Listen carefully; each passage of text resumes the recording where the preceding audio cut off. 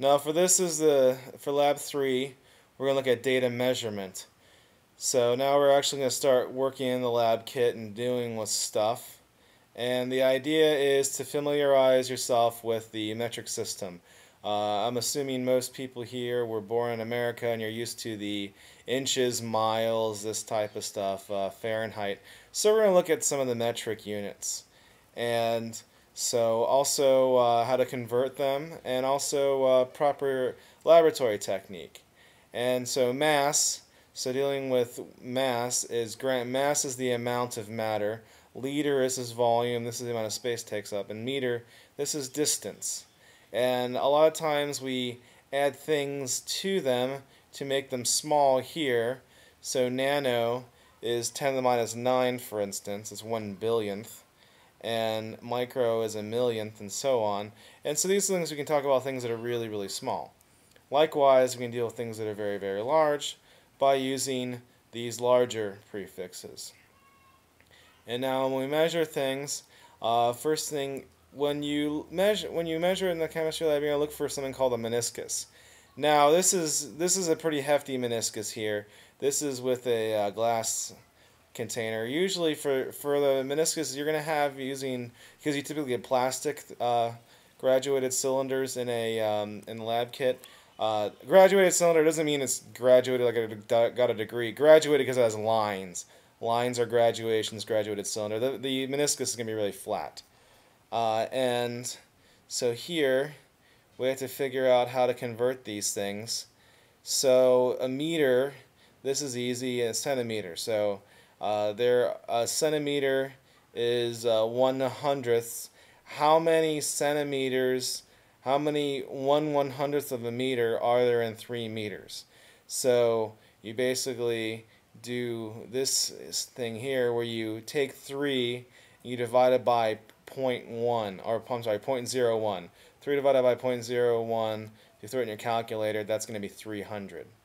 And likewise, 83 meters, so you have to look at the micro.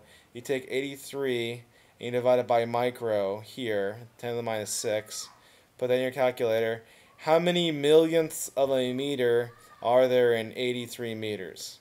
So you can see it's going to be 83 million. And so you do the same idea, right, for this. Mega is million, milli is 1,000th, and kilometers, or kilo is 1,000. Hecto, that's 100. You get these, again, you get these units up here, and the smaller ones here. So do that for that. And now, a football field, this is your good old word problems, about 100 meters long, and how many football fields is this? So you should be able to solve that fairly easily. Now, this is when you measure it. So take a ruler and measure your computer screen.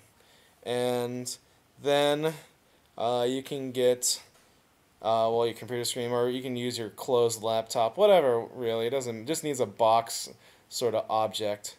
And then you take your 100 milliliter beaker. Your 100 milliliter beaker, usually they have kind of a curved, it's the one that looks kind of like a cup.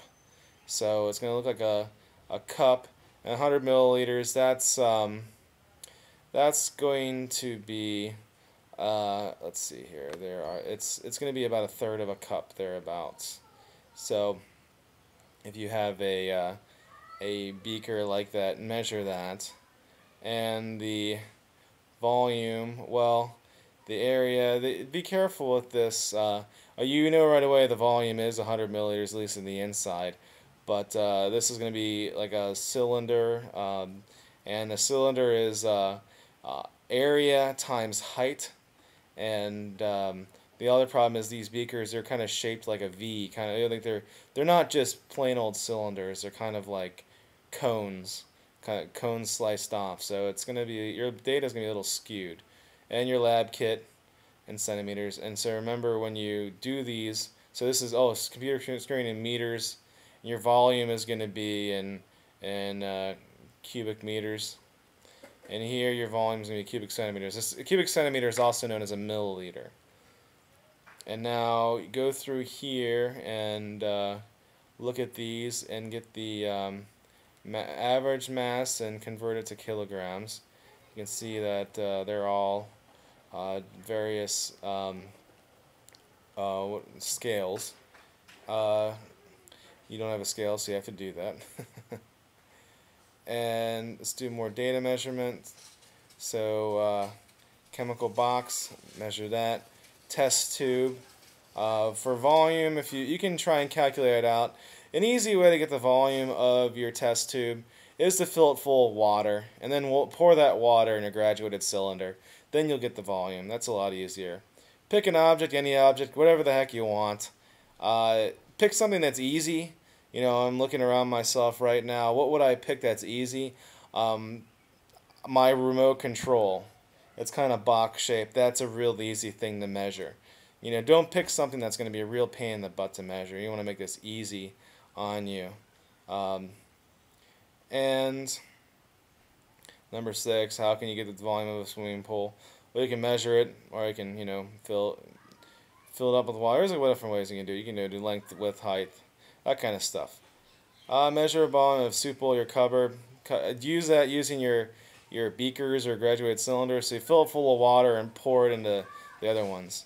And now this is conversions. So use these equations here. So degrees Celsius is 5/9 times degree Fahrenheit minus 32. For instance, so 32 Fahrenheit is 0 Celsius, if you see that. And oh, it shows you how to do it right there. Now convert the following to Celsius. And then using your thermometer, you can measure things. So glass of water, how hot it is in your kitchen, inside your freezer. If you don't have a freezer, just pick something kind of cold. So I mean, I've had students put their refrigerator temperature in there, and I've emailed them like, "Is your freezer broken? That's a little warm for your freezer." And like, "Oh yeah, I put it in the fridge." Oh, and use your hand too. It's always interesting. I see, I can tell who's having air conditioning in his or her apartment with this. I also can tell if you've eaten. If the funny thing is, if you've eaten right before you take your temperature, people's temperature tends to be higher. So if you can try this at home if you want, you'll find out that after you eat something, especially if you eat a huge meal, like if you eat a really big meal. I did this in my lab in school one time, and like I was worried that my students were all sick. But it turned out that they just went to they had a potluck brunch, and they were all stuffed to the gills with all their carbs, and they all were measuring kind of hot. But so just something to think about. But and this is also I want you to take a picture of a thermometer in your hand here, so don't forget to send that in.